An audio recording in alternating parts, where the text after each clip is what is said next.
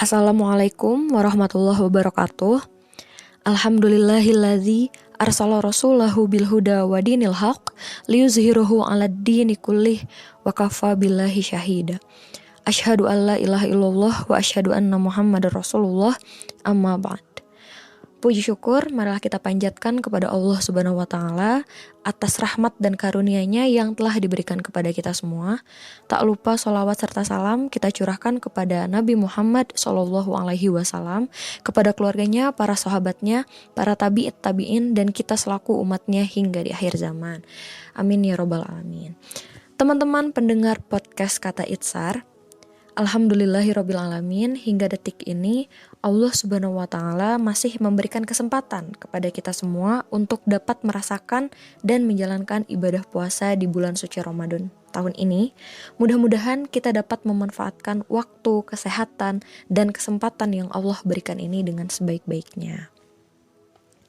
Nah, pada podcast Kata Itsar di episode ini, aku ingin berbagi kepada teman-teman mengenai sebuah kisah dari seorang laki-laki bernama Abdullah Zulbijadain, yang mana arti dari namanya adalah hamba Allah yang memiliki 2 potong kain, nama pemberian dari Rasulullah SAW, di mana kematiannya pun membuat para sahabat yang lainnya iri. Jadi bagaimana kisah di baliknya? Di suatu wilayah sekitar dekat dengan kota Madinah, wilayah yang melintas antara kota Madinah dan Mekah, lahirlah Abdullah Zulbijadain yang sebetulnya pada awalnya itu diberi nama Abdul Uzza. Jadi ini adalah nama beliau sebelum masuk Islam. Nah, ia berasal dari kabilah Muzaniyah, yang mana pada saat itu sebagian besar masih menyembah berhala. Ia terlahir dalam kondisi yatim, ayahnya telah meninggal, dan juga serba kekurangan, sehingga ibunya menitipkan Abdul Uzza kepada pamannya yang sangat kaya dan juga tidak memiliki anak. Nah, kekayaan dari pamannya ini membuat kehidupan Abdul Uzza menjadi serba berkecukupan. Ia dibiayai gitu ya, segala kehidupannya dibiayai oleh pamannya. Nah, hingga suatu hari terketuklah hati Abdul Uzza untuk memeluk agama Islam dan ia ingin bertemu dengan Rasulullah SAW. Dari sinilah Abdul Uzza semakin membulatkan tekadnya untuk terus memperdalam keislamannya.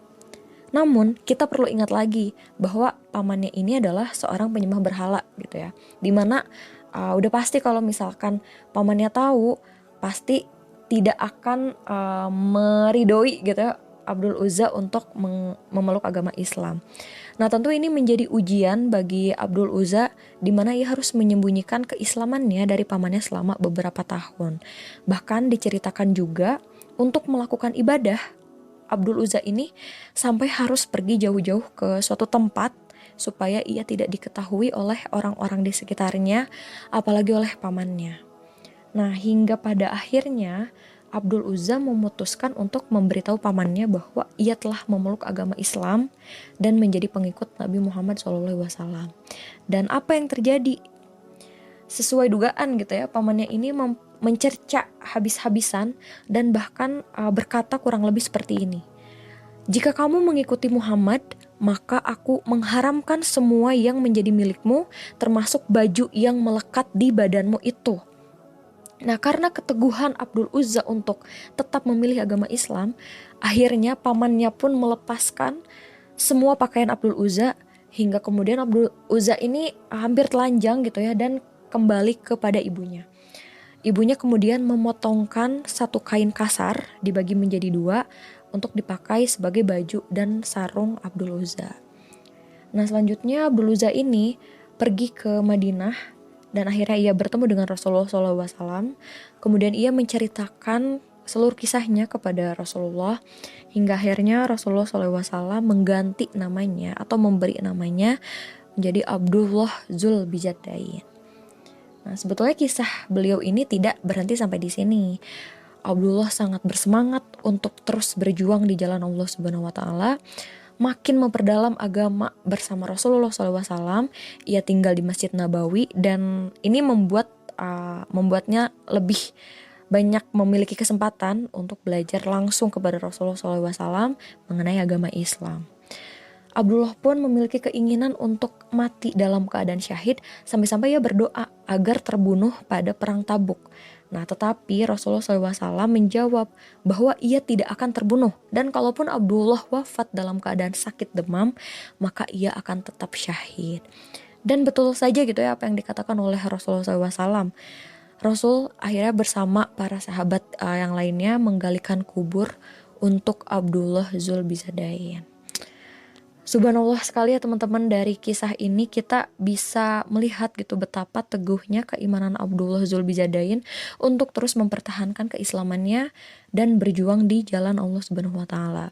Selain itu, ia juga rela meninggalkan segala yang ia punya, material yang ia dapatkan dari pamannya gitu ya. Bahkan padahal ketika ia hidup bersama pamannya itu sangat-sangat hidup dalam kemewahan gitu ya, serba berkecukupan. Tapi ia rela untuk melepaskan semuanya itu sampai tak bersisa, termasuk apa? Termasuk pakaiannya sendiri.